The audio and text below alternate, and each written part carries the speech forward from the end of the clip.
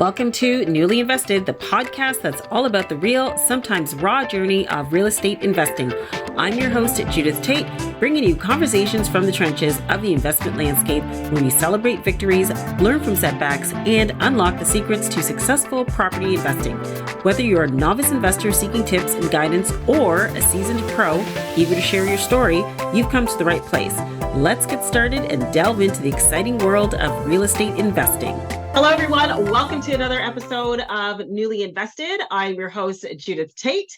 And today, my guest is Angie Ross. She's also known as the Money Coach. And I'm so excited to have this conversation with you today, Angie. Welcome. Thanks so much. Yeah, I'm super excited too, because I think that really what I do in life and then also investing, they really complemented each other. So I'm excited to talk about being an investor. That's great. Yay. All right. So I'm just going to do a nice introduction. You've got a beautiful portfolio here. So everyone, this is Angie Ross, BBA, BEd, CCS. Before I go on, Angie, can you tell us what those designations are? Sure. A Bachelor of Business Administration. So I went to University of Business. BEd, I do have my teacher's degree, and I was a high school finance teacher for 18 years. And then CCS is a Certified Cash Flow Specialist, which relates back to being a money coach. You don't actually have to have a certification to be a money coach, but I do have one because I'm specialized in cash flow management. Oh, okay. That's great. Yes, I love it. I didn't know that, but I'm so glad to hear that you have a certification. Yeah, I mean, same with like life coaches and things like that, right? It's kind of like everybody can call themselves that, but you want to look for someone that has that specialty for whatever need that you have. That's amazing. So Angie, as she said, she's a certified cash flow specialist and money coach who has been spreading her expertise passionately as a financial educator for the past 18 years. She prides herself on providing unbiased, straightforward financial mentorship, allowing her clients to achieve their financial dreams without painful budgeting. I love that. Angie and her husband dreamed of becoming investment property owners and successfully overhauled their personal finances in order to purchase a long-term rental property in Port Hope, Ontario in 2019. They then expanded their portfolio in 2021 through the purchase of a vacation rental in Mont Tremblant, Quebec. I hope I said that right. Perfect. These purchases have improved their immediate cash flow and have contributed significantly to their net worth. I love that, Angie. That is that's amazing. I can't wait to see or to hear what you have to share with our audience, because everyone dreams of, owning that second property, vacation property, rental property. So you're going to tell us how you got started. I am. It's kind of funny because I got started. It says we dreamed of owning investment property. Like, it was kind of a far off dream. Like, we didn't actually think it could come to fruition.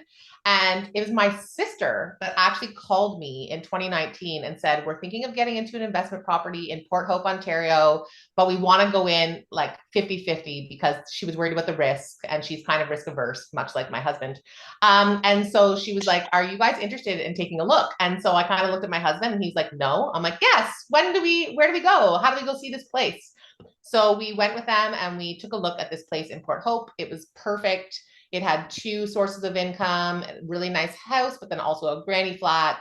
The price was right. It was before COVID. So the prices had not inflated so much. And we actually ended up going to the local Starbucks and hashing out some numbers and putting in an offer. And so really my sister got me into it, which is funny because she is not business minded. And I thank her for that all the time. I'm kind of the business one, and she kind of started the wheels turning, and here we are. Wow, that's really nice. Beautiful. I love that. And sometimes that's all you need. You just need, I don't know, someone who can see that it's a possibility, for you.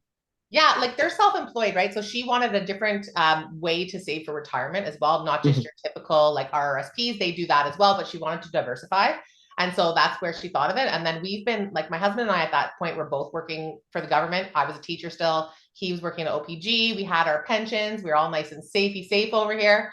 And then when she brought that up, I'm like, you know what? We need to diversify as well. And so we were really interested in it. And I also have a cousin who owns a number of properties. So we spoke to him as well about it. And he's like, it's a great opportunity. Do it. Yeah, I really like that you mentioned for retirement, because it's almost like we're conditioned to believe that you work for 30 years and you save up, you have your pension, contribute to your RSPs, and that's retirement. But nowadays, I don't even think that's enough. Like, even if you work 30 years and you have RSPs, it almost doesn't even seem like it's enough to live on. And it does depend on the lifestyle that you've lived, but it's almost like you're limiting yourself because you're going to be on a fixed income. And I don't think you can really afford to be on a fixed income nowadays. Like, you need that opportunity to create some other form of wealth. So I think real estate it's the best way to create that wealth. Yeah, I agree. And I think having your hands in like different pools, so you have your RSPs is that kind of safety net. And it's like, listen, we want to make the most out of our money. So we're going to get into that real estate and actually utilize that to grow even more. It's so helpful. And yeah, my sister and her husband were super smart about that. And I always say thank you to them. I'm like, oh, thank you for getting me into this, because honestly, having another set of people in there also reduced the risk on our end, and it made it easier sell for me to my husband, because he's very conservative in his finances. And so I was like, oh, how am I gonna, convince him of this? But I was like, you know what? We're only holding 50% of the risk here. So let's take a look and let's dive in. And now he's really happy we did it. But at the time, it was super helpful having that partnership. Yeah. No, that's amazing. So you do this full time now. What about your husband? He works for OPG as well still. Okay. So he does have a very good pension, and he is not allowed to leave, says me. So yeah, no, he can retire in like, I don't even know. I shouldn't out his age, but he's not that old, but he can retire in 2029 or 2030. So he doesn't have that long to go, and he's done very well. But what I actually appreciate about him as well is I was able to leave teaching because of his stability. So kind of similar to getting into real estate and not just relying on the RRSPs. It's like I was able to take a risk, get out there, start my own business, do the cash flow thing, because I had his support with that stability. So it's very similar with the getting into the real estate investing. I would have felt a little more hesitant if we didn't have some stability, but because we did, it was kind of easy to make that move. Okay, so that's actually a really good point, because I'm pretty sure a lot of people have that question, like, well, yeah, you've got that partner who's got the steady pension, the steady paycheck. What about people who don't have that? How do they get into, owning real estate starting in real estate and then leaving like their corporate job to do real estate investing full time?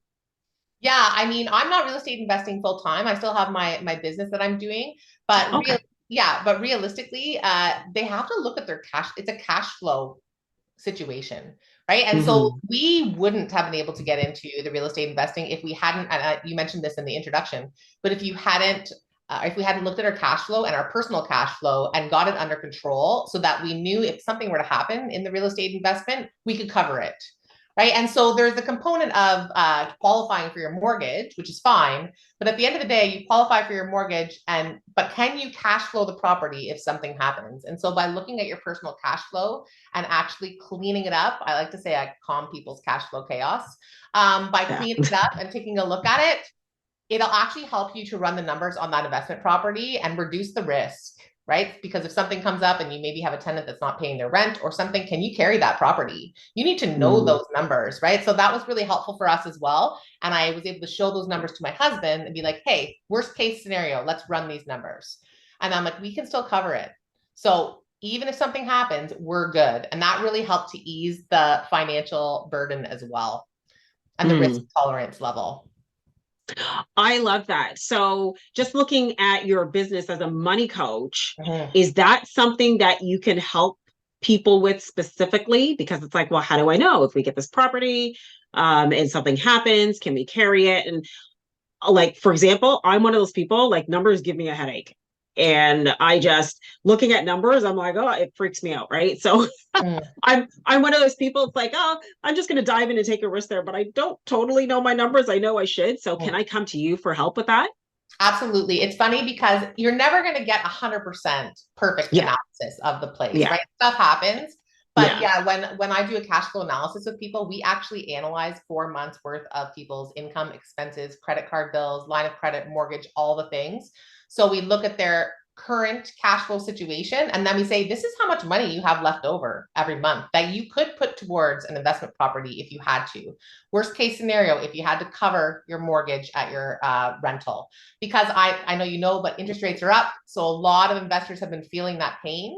And so it's really easy for us to put together a plan and say, kind of, you know, this is your limit cash flow wise, and you can utilize that information to go when you're looking for places, and when you're getting that mortgage amount and all those costs, you can use it to make an educated decision on your numbers. A lot of people don't want to look at their numbers.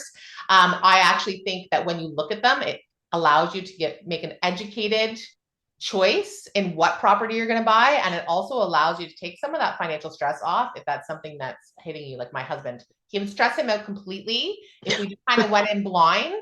Right. And so me being able to actually show him the facts, he was like, okay, this is looking a little more manageable. And so that was really helpful for us too, just in our relationship too. Good. Oh, I love that. That's amazing. So you've been investing in real estate for how many years now? It's been since 2019. Okay. So, That's I mean, great. we've owned our own houses for a long time, but just in terms of getting out there and purchasing the other properties. Yeah. So with how the market has looked over these last couple of years, with the interest rates going all wonky and insanely high, has it been fairly manageable for you? Yeah, great question. So I have two types of properties. I have a long-term rental and it's on a fixed mortgage. So it's been fine, no issues. Then I have a shorter term rental in Mont Tremblant, and we have a variable rate mortgage on there because, quite honestly, we weren't sure if we were going to like owning a short-term rental. So I wanted to be able to get out of the mortgage without too much of a mortgage penalty. However, we love owning the short-term rental, but our mortgage has gone from like $1,900 a month to like $3,400 a month or something. Yeah, oh my God. jaw drop. Luckily, we are still able to cover our costs on that through rentals, and our property managers are amazing, which is another tip. When you're renting out short term like Airbnb, it's really important to have great property managers who have great pictures for your unit, get you great reviews, like all of the things. So this past year we were able, I think we made 100K in revenue, which covered our costs. Yeah. It covered our costs, and too bad we have to pay the extra interest because we would be swimming in money, but we're doing fine. I know a lot of people aren't, because it has been tough with those interest rates going on. Wow. So have you had to pivot in a way, like going from short-term rental to like midterm or long-term? No, we've stayed short-term. Okay. We don't want to get into dealing with like tenants who don't want to leave. Quite honestly, we can make more money doing it short term, because Mont Tremblant it's almost like the Muskoka of Toronto. So it's people go there from Montreal, and that's kind of an hour and a half away. So they go there. It's cottage country. It's also ski town. And so one of the key things I would say as well for people looking to buy short term rental, the location is the key. We were looking at Blue Mountain a little bit, but my husband's an avid skier and he doesn't consider that skiing. So we went and looked at, he's like, it's not a mountain. It's Blue Hill. Blue Hill, he calls it. So we looked at Tremblant because it's kind of the closest thing within driving distance as a mountain. And what's interesting is we were able to get a place. It's 2,400 square feet, 5-bedroom, big enough place for $720,000, and in Blue Mountain it would have been like 1.4. We get to rent, it's the same rental revenue per night essentially as Blue Mountain with half the mortgage. Yes. So really, if you're buying it into an Airbnb or a short-term rental, you need to do your due diligence on your location. It's made a massive difference. If we'd have bought in Blue Mountain, we probably wouldn't still own it. Wow. Okay. So speaking of due diligence, like what are some of the due diligence steps that you take when looking at an investment property? Yeah, well, the first thing is I do look at the cash flow. So we really get into analyzing the cash flow. I also do, I talk to property managers in the area, because we have property managers for both places. So we have a property manager in Port Hope and we have a property manager in Mont Tremblant. And so I'm talking about things like what's an actual realistic rent that we can get for this place, so we can use that in the cash flow analysis. I'm also talking to real estate people, because what I've noticed a lot of times is they'll sometimes give you little hints and tips and tricks as to whether this is a great purchase or not. So my Mont Tremblant place, we were looking at some multiple different places, And I didn't realize the difference in condo fees between being like a kilometer out of the main town and being in the main town. And it was like $1,000 a month difference. Oh, And wow. so, yeah, the real estate agent was kind of tipping us off to that. And so there's little things that you can do and the professionals that you can use as well to help you with that. My accountant as well. I often will be like, how is this going to impact me tax wise if we purchase this property? So I like to say that I have a bit of a money team that Good. I like to confer with. So I'm the first step because I do the cash flow, and then it's the accountant, it's that mortgage broker. Again, they're really important as well, the real estate agent. And of course, I'm talking to all of them before I'm like making a move. I don't really buy anything on a whim. Let's put it that way. Yeah. Oh, that's good. What about looking at things like bylaws? Because now, like Airbnb nowadays, like Yeah, it's just becoming more and I more know. difficult, like especially in Toronto. So what about that? That's a huge one for the short-term rentals, 100%. Hmm. And so we did look at that. It wasn't, they just put these rules in recently, but it's a resort area, Mont Tremblant. So we knew that, first of all, we had to make sure it was short-term approved because it isn't all short-term approved out there. And then we did look into the reality of the fact that that village itself actually likes having some short-term accommodations because they need it for tourism. Mm. So we're good in that way. But yeah, right now, if you're looking at buying an Airbnb, you have to be super careful. I'm sure you've seen out in BC, a lot of the places, people that had them, they're selling because they can no longer short-term rent. And that's a huge hit. So yeah, Yeah. you definitely need to do your homework on that for sure. Good point. Yeah. Absolutely. All right. And can you share any challenges that you've had as a real estate investor? Yeah, we did property manager, our first property manager in Mont Tremblant, terrible. Big company, didn't really market for us, took like 60 to 70% of the revenue, even though that wasn't in the contract. They had built little things in, like if someone booked through their website, so they were supposed to be taking 20%. If someone booked through their website, they'd take an extra 25 because that was the platform someone booked through. So they're Oh taking my goodness. 45, and then they're charging extra for materials and things like towel sheets, soap, all the things. And of course, it's buried in the contract. So you have to be really careful about your property manager. Again, my property manager this past year brought in about 70,000 in revenue, and they brought in for me, my first one, about 30,000 in revenue. So that's a huge difference. So yeah, you really have to watch that. I would say that was a major challenge for us because we did sign a contract. We stayed with them till the end of the contract, but then I did a lot of research and we got ourselves out of that into a new relationship with a great property manager, and it's made all the difference. Wow. So that would also be a part of your due diligence, like having someone review the contract. So a really good lawyer that you trust. Mm. And even, yeah, checking out multiple property management It's true. places. And I had checked with Yeah. a few, but I also had a friend that said, well, these guys were good. And then what turns out, not so much. That's fine. Now that friend has since come over to my property manager. So Hmm. again, it's just interesting. If you know people in the area that are doing the same thing that you're doing, it's really nice to be able to kind of chat about it with each other. So that's another thing. Mm-hmm. Find kind of a group of similar like-minded people that are doing the same thing. It's nice to be able to have those conversations about what's going on. The other thing I will say as well is that sometimes people want to skirt around property managers, which can be fine. But in our first property, we had to go through COVID. And our property managers knew all the rules about deferring rent, about all like eviction notices, about all of those things. And honestly, it was worth every penny that we paid to them for them to be dealing with those issues. That's their job. So I Yeah. always suggest to people, you can write off property management. If you're able to cash flow it, it's probably worth it for your peace of mind, depending on kind of how much you want to be involved in the day to day. Okay, that's really good. That's really, really good info.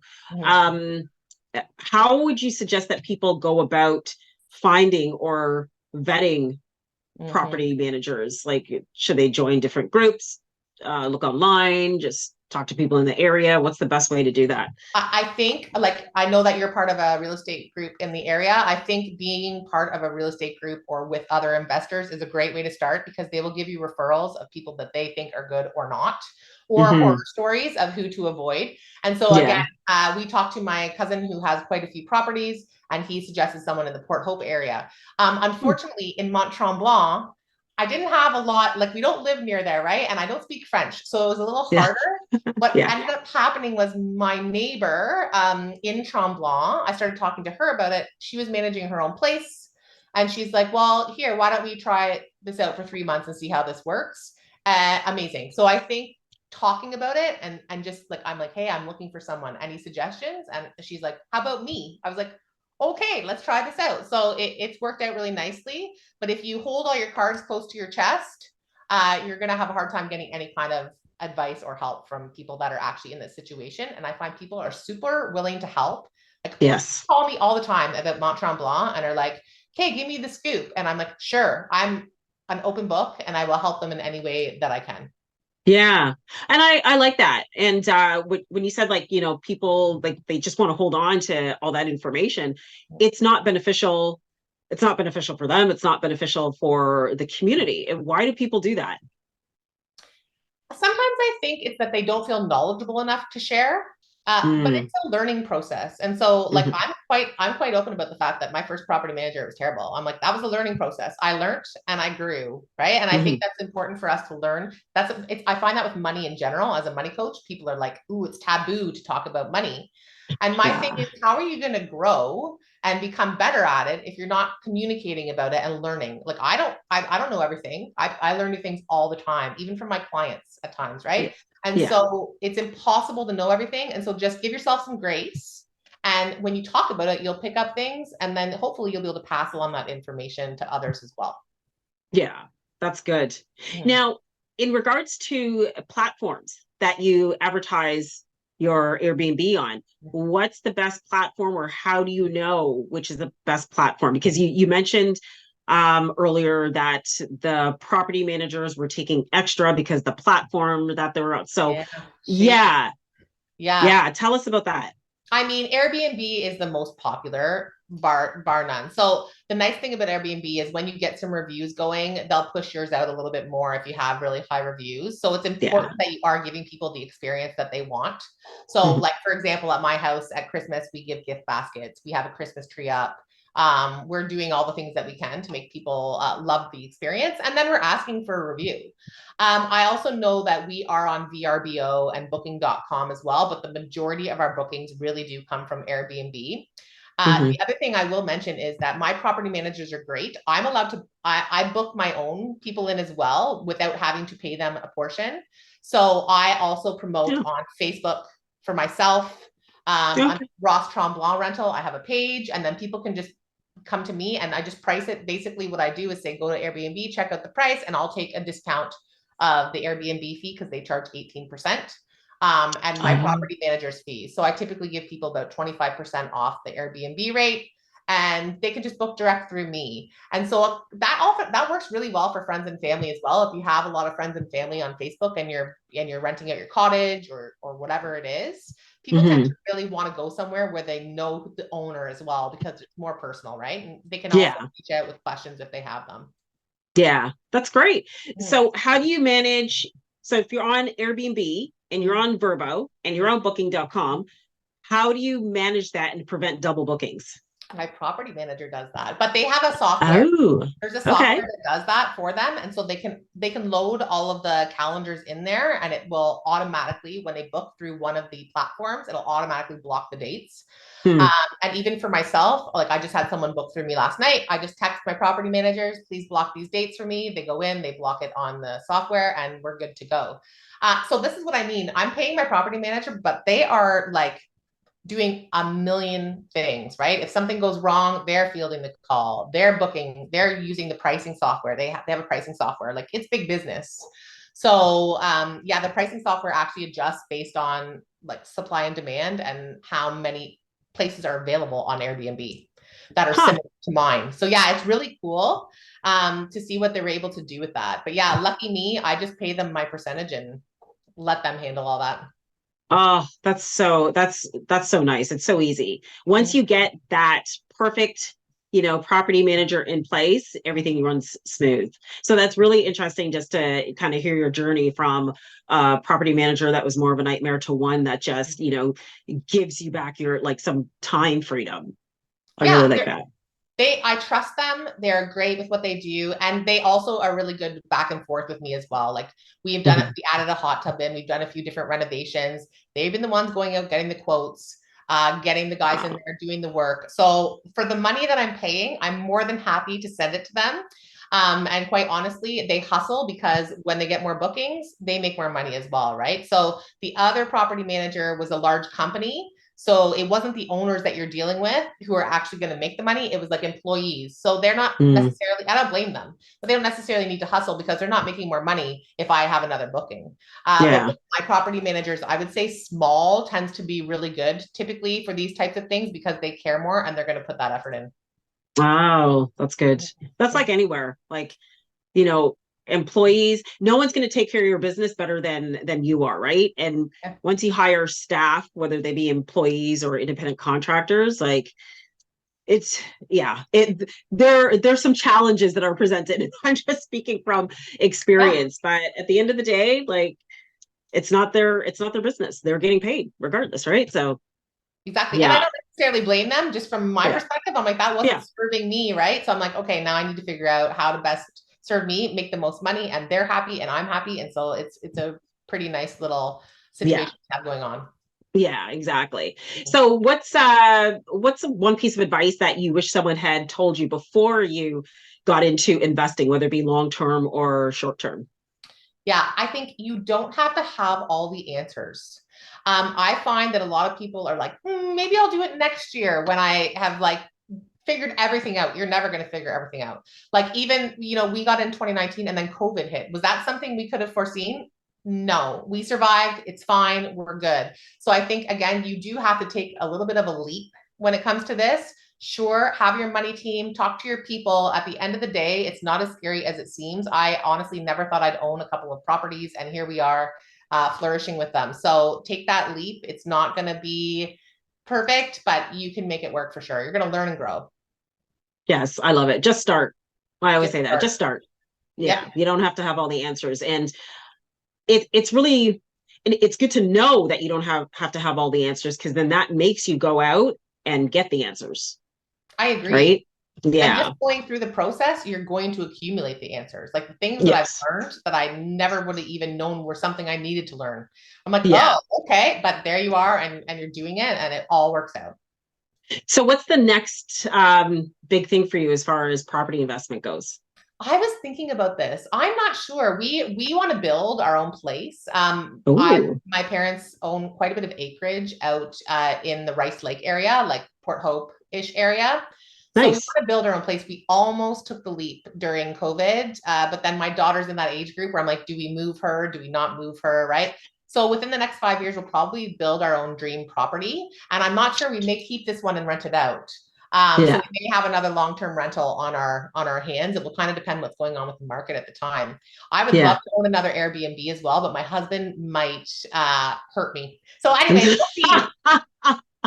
That would be out of the country, maybe something in like Costa Rica or I would love to do that as well, because I think for us, the Airbnb has been the biggest change to our lifestyle. We take friends and family with us. We get to enjoy it as like a cottage per se, or vacation rental, but then it's also making us money. And so to me, I'm also almost more interested in that area than the long term, because the long term will help me out long term. But right now I don't see the benefits, immediately in my lifestyle.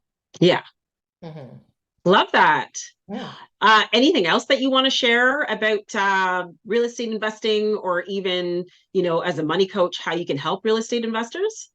Yeah, I mean, again, I think it's that cash flow piece, is that you probably have more money than you think that you could put towards the real estate if you are being intentional with your money. So that sometimes takes talking to a third party, like a money coach, about your cash flow, the reality of your cash flow, and then using that. And what ends up happening is you may be tight for a little bit when you're first getting into that investment, but then it's going to actually increase your cash flow down the line.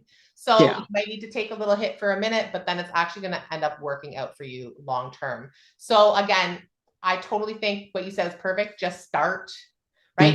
Do your numbers, just start, and then trust the process. I mean, most people that get into it love it. So that's kind of my thing is I didn't know and we love it. So I just do it. Yay, that's amazing. I love it. And I love how you pointed out that you probably have more money than you think. It's just like that. I think it's a TD commercial. You're richer than you think, or one of those banking commercials.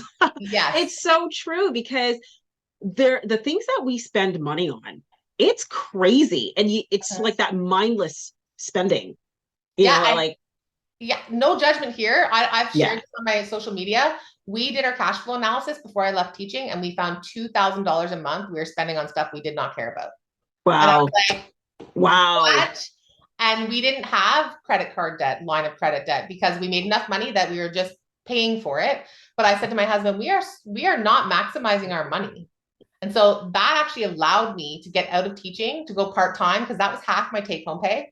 So I went part-time, started my business, and then my business went well. And then we were able to buy a place in Tremblant by being intentional with our cash flow. I'm like, well, that's craziness. Like we should have done that years ago. But, you know, again, you live and you learn. And I'm happy that we did it. But yeah, most people don't realize they're probably spending a lot of money unconsciously that could be put towards better use. Yeah, agree 100%. All right. So now it's time for our lightning hot seat round. Ooh. And this is just a fun part of the podcast where I ask you just fun questions just so we could know more about you. Love it. Okay. So first question, if you could have dinner with any historical figure, who would it be and why? Okay. So does that mean they have to be not alive? It's, you know, it could be living or dead. Yeah, doesn't matter. Okay, because I actually really want to have dinner. It's going to sound very odd with Oprah Winfrey. It's so weird, but I just find I've been listening to a lot of her stuff recently about mindset and all of that, and I really would love to have like a one-to-one and just like get in there and figure out what's going on, because that lady rocks it at life, and she just the energy that she puts out there, I love. So that would be one for me. Yes, I agree. Like so many people have said that, because I asked a similar question like this in my TV show on Rogers TV Durham, and Oprah comes up all the time. She's one person I would love to meet her. I had her on my vision board last year. I didn't put her on my vision board this year. I love it. Yeah, but she's been on my vision board like a couple of years. So, but eventually, maybe someday, like who knows, right? That would be awesome. Yeah, great. Invite me. I'll piggyback on that one. Yes. Yes, actually, I'll invite 100 of my closest friends. Yeah, exactly. It's like, Oprah, thank you for having me and all of my friends and family and everybody that I know. I appreciate this. Yeah. I'm sure she could manage that. Oh yeah. Okay, next question. If you were stranded on a desert island and can only bring one item, what would it be and why? This is gonna kill you, but it would be my golf clubs. Yeah, I know. It's like so random. Not my husband, not my daughter, my golf clubs. I think I'm an addict.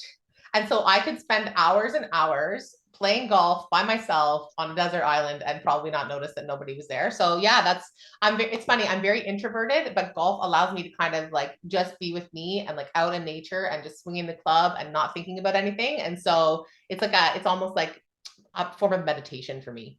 And so yeah, family, I'm taking my golf clubs. Oh my goodness. Are you in a league? I am. Yes. Oh, good.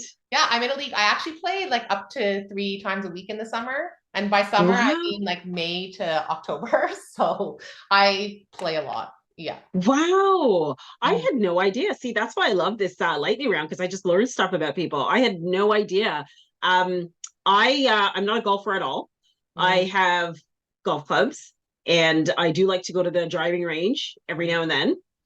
And I'm the type of person that I have to swing at least 10 times before I make contact with the ball. It's way harder than people think. Way harder. Oh my goodness. Right? It's not an easy sport, but it does something to me. I'm zen. Yeah.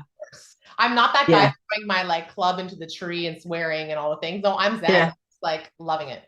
Oh, that's awesome. Yeah, I wish I could be. I think for me, I just don't have patience. I'm more of the like I played hockey for many years, Me too. soccer for many years. Oh, you played hockey as well? I did, yeah. Oh my goodness. I Yeah. love those sports where I could just like slam people into the boards. Well, it's That's more my interesting. thing. Well, it's funny because I actually broke my kneecap coaching my daughter's hockey, which don't do that. It's really terrible. Oh, But anyways, my point is after I broke my kneecap, I became a better golfer because I slowed down. Because I oh, used to be like, oh, just hit it as hard as you can, like much like hockey, or I was a yeah. baseball player too.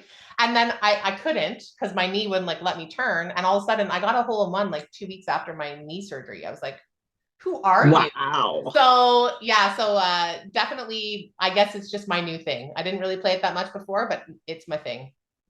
Wow. That's a whole different conversation. How sometimes life forces you to slow down. That's amazing. Yep, love it. What's one piece of advice you would give to your younger self? Oh goodness.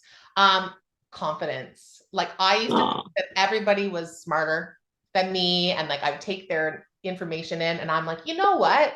I think getting older as a woman is actually amazing because you start to recognize the skills that you have and the value you bring. And so I think just like owning that confidence and being more outspoken about it would be something that I would definitely talk to myself about. And teaching helped me with that a lot, actually. oh, But good. didn't want to see me in my first couple of years of teaching because it was a disaster. After you got through that hump, then it was like, okay, now you're kind of into yourself and like you can feel that Yeah. that you have. But yeah, when I was younger, I think a lot of people feel that probably. It was Aw. it was that lack of self-confidence for a while.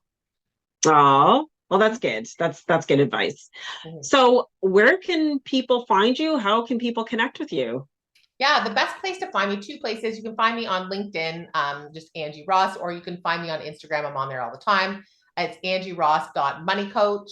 And I like to post like free money tips as well for anyone who's looking for that. And I like to see what people are up to. So yeah, come and follow me on Instagram. Okay. Excellent. And all that information is going to be included in the show notes as well. Perfect. All right. Well, this was a great interview, Angie. Thank you so much for joining us today. Thanks for having me. Oh, one more thing. I just want to tell Yeah. people that I am like your regular average everyday person. And so if I can invest in real estate and love it, you can do it too. So just my little piece of advice for people, you don't have to be like an investment professional per se. If you're interested in it, make it happen. I agree 100%. And thank you for sharing that with the audience. It just helps people to see what's possible. So good Exactly. for you. Yeah. Thanks so much All for right. having me. Yes. Thanks for being here. And thanks to everyone at home watching. And we'll see you next time on another episode of Newly Invested. Happy investing. And that brings us to the end of another enlightening episode of Newly Invested. A huge thank you to our guest and to all of you for tuning in. Remember that investing in real estate is a journey filled with highs and lows, but the key is to keep learning, keep investing, and keep growing. If you want to stay updated with our latest episodes, don't forget to like and subscribe. And if you enjoyed today's episode, we'd appreciate it if you could leave us a review. This is your host, Judith Tait, signing off, and we'll see you next time on another episode of Newly Invested. Happy investing!